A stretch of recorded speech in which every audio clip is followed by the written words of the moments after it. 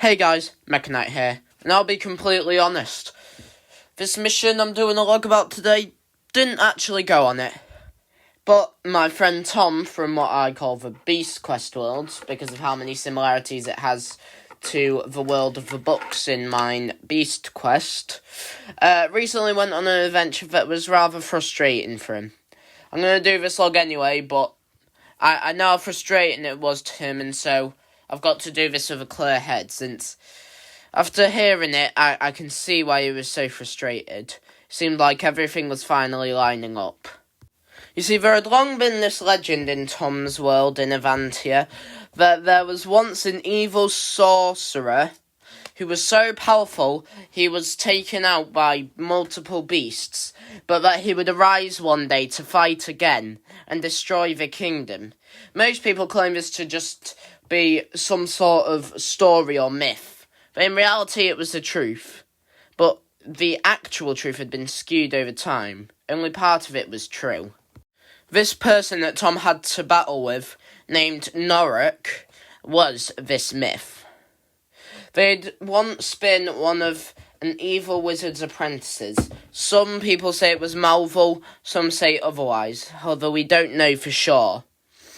However, they were eventually killed. They were one of the most powerful sorcerers, but they were killed by a warrior, not by multiple beasts. But they were a necromancer, and their own necromancer energy stayed in them after they died, meaning that after a set amount of time they would revive themselves, and 4 of its beast underlings connected to its energy would revive with it. Tom had to fight these 4 beasts, and whilst he did fight Norik multiple times along the way, he didn't learn his backstory until later, and that's what really angered Tom. The first of the ancient beasts that arose with Norik that Tom had to fight was Karakon, the Umbral Glider. It was similar to a dragon, but it wasn't actually related to any other dragons. Now, since all of the ancient beasts that died of Norik was actually ancestors of current beasts, some say that Karakon could have been the descendant of beasts like Furno, but this is inaccurate. Further research shows that their most common ancestor, their closest relative, is actually Naga the sea monster. As Tom went to approach him, he found himself in a knee-high swamp filled with dirty water and twisted branches. And he heard an echoing shriek through the trees. It was almost midnight when Tom and Eleanor had arrived there, so Kakarot the Umbral Glider had its best tactic put to use, its ability to camouflage with its jet black body. As it flew through the night sky, it was almost invisible, until it flew down, stretched its arms out behind it, and it crashed into Tom. Tom managed to hold up his shield just in time, but it did push Tom back into the water, and he splashed down. Kakarot twisted through the air, one of the most maneuverable beasts Tom had fought. Eleanor shot an arrow at it as it twisted through the trees, but it went at her next. As it tried to get her, it leapt over her, and it tried to clothesline her with its tail, but Eleanor managed to jump over its tail, and as she was falling down, shoot an arrow at the beast's back. The beast shrieked out in anger, its echoing voice echoing once more through the trees.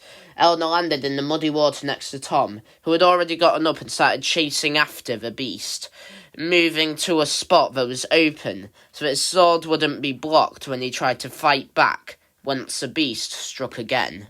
The beast flew in circles around Tom, accelerating itself to almost 50 miles an hour, and then it went down at Tom. The water splashed up around it as it streamed over. It was clearly trying to tackle Tom, possibly push him into a tree all the way on the other side of a clearing. Tom held up his shield to block, but at the last minute tricked the beast. He jumped at it and used his sword to cut through the beast's wings. The beast fell into the water, and Eleanor managed to shoot an arrow, pinning it there. Tom then went over, saw the fear in the beast's eyes, but knew it was a sham. All of the beasts that came with Norik were pure evil, and he killed it. Enshak the Crow Bear was the next beast Tom and Eleanor hunted. However, it would be more accurate to say that they were hunted by Norik. Now, Norik had been hunting them both, of course, trying to find them before they could take out his beast and eventually kill them, so that he and his beast could take over the kingdom. But that isn't exactly what happened. Now, they had fought a few times whilst Tom and Eleanor were trying to find Kakaron. However, this was the first time they had a true battle. Tom was separated from Eleanor in the caves that Enshak called home, and he came across Norik, trying to cast a spell to resurrect another evil beast that once inhabited the caves. Tom had to take him out within a time limit to stop him from summoning this evil beast. Tom eventually managed, but it wasn't without its casualties, and it meant he was less prepared when Eleanor said that she needed help with fighting Enshak. Tom's fight with Norik lasted about 20 minutes, and in the last 15 of those, Eleanor had found Enshak, the beast, which was a mix of a crow and a bear, but like a Tyrannosaurus it charged on 2 legs. It pounced on Eleanor, crashing her to the ground. Luckily, Tom had given Eleanor a small dagger in case she ever needed to fight up close. She used it to stab the beast in the neck and try and throw it off herself, but the beast was too strong. It tried to grab Eleanor's neck with its claw, but that gave Eleanor enough time to move out of the way and curl herself over the beast, grabbing onto the beast's back and trying to choke it. The beast ran around the cave frantically, smashing Eleanor into the walls, but Eleanor drew back her bow on the beast's back and launched an arrow straight through the beast's neck. A gargled roar echoed out, one strong enough that when it turned its head, it threw Eleanor off of it into a cave wall, and she heard the crack of her bones as blood spilled from her back. Meanwhile, on the other side of the mountain caves, Tom and Norik were engaged in a sword fight. Norik had managed to smack Tom's sword out of his hand, and Tom had just blocked an incoming strike from Norik's curved blade. However, when it struck Tom's shield, it was dented into the wood. Tom threw back his shield to give him more time to go up and grab his sword, and then once he did, he immediately jumped back and swung his sword straight for Norik's head. Norik grabbed Tom's shield on the other side and lifted it up to block. Tom hit it, however his sword didn't get stuck, but it did knock out Norik's sword. This gave Norik a chance to dive and grab it, but their fight was far from over. Their fight lasted long enough to where Tom was so concerned about Eleanor, after being cut in the leg by Norik, he just simply ran away. He managed to use his shield to knock Norik's sword to the other side of the room, and he ran out to help Eleanor fight Enshak. It was quite a simple battle after then, however that didn't mean the fight was far from over. There was still 2 more beasts Tom and Eleanor had to find. And as they went to the desert on the other side of the mountains, Tom knew that this battle would be difficult, as he wasn't fully healed of his injuries, but he knew if he waited any longer, Norik might be able to summon another beast, raise them from the dead, or they might even be able to find the beast before Tom and Eleanor, and use them to destroy the kingdom whilst Tom and Eleanor were fighting the other.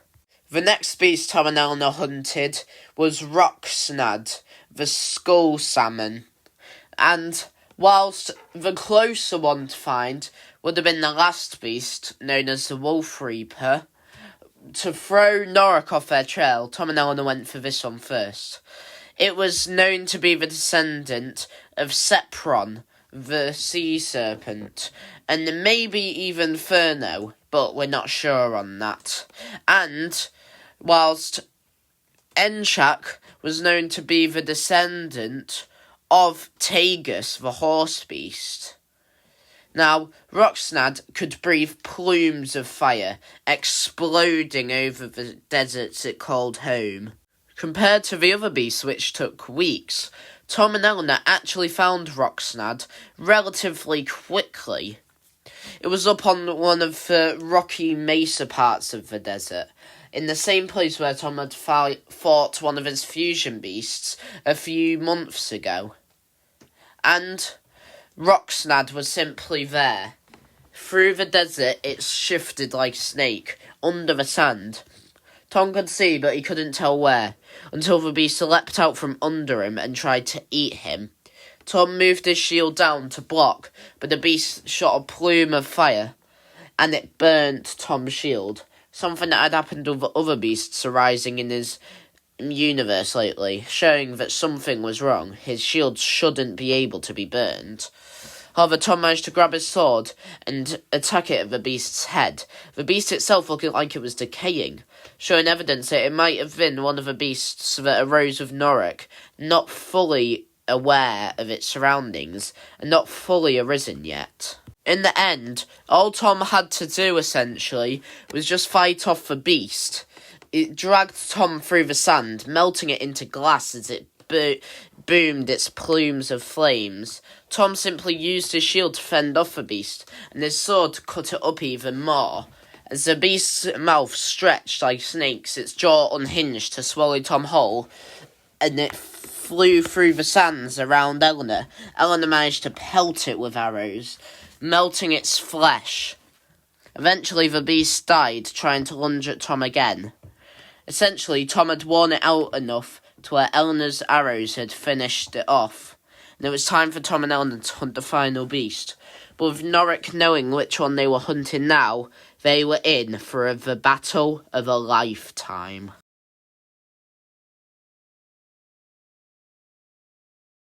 Sifang the Wolf Reaper was the final beast Tom and Eleanor had to fight, and they suggested that it might have been the ancestor to Luna. Now I'm getting on to the reason why this mission had been angering Tom so much.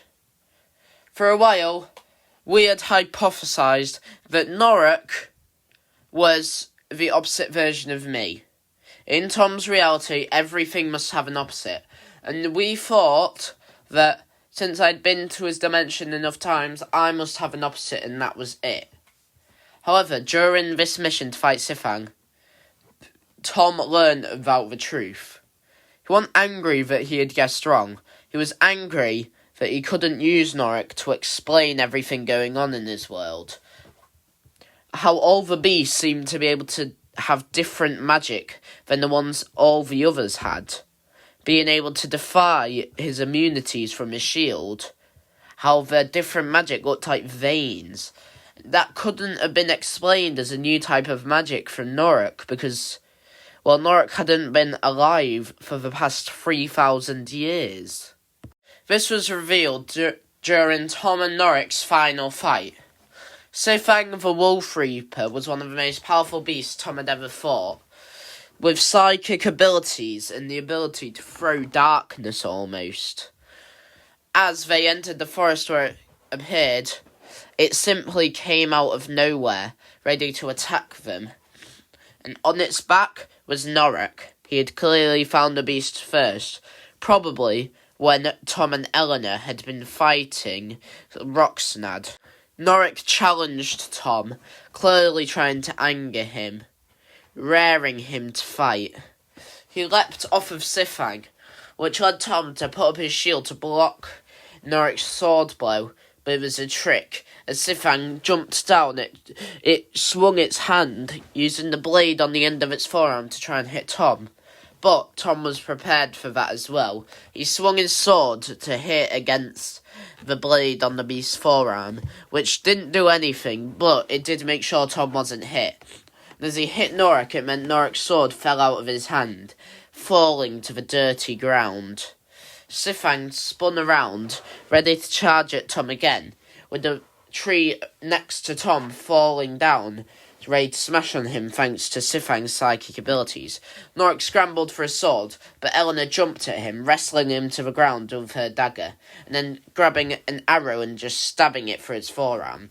But Norik managed to throw her off of him and grab his sword again, and as he charged at Eleanor, Tom managed to grab him halfway through. Holding him by the neck, he was trying to choke him, but it wasn't working.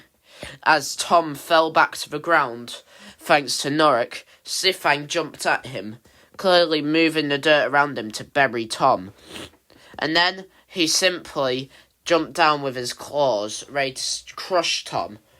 Tom was almost going to roll out the way, but he simply held up his shield. It was barely enough, but Tom wasn't flattened. He was injured and bruised, but he was simply pushed further down into the ground. As soon as Sifang went back up, ready to grab a tree of its psychic powers and throw it at Tom, Norik was pushed back into the hole by Eleanor. However, he twisted around and tried to stab Tom, but Tom lifted up his sword to block it.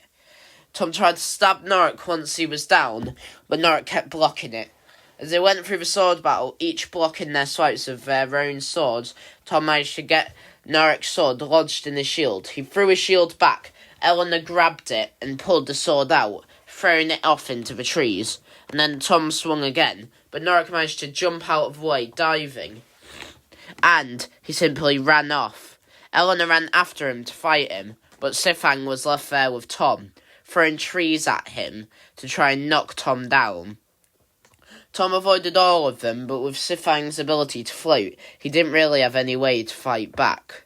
He kept trying, though, swinging his sword at Sifang every time they came down, and once Sifang tried to land a seemingly brutal sword slash, Tom managed to jump up onto his arm. He grabbed the sword that Eleanor had threw earlier in the battle, and he managed to use that sword to throw himself up towards a beast's head and cut it off with one clean swipe. It wasn't pretty, but Sifang was finally dead, and about an hour later, Tom met up with Eleanor, who had managed to grab Norik and knock them out.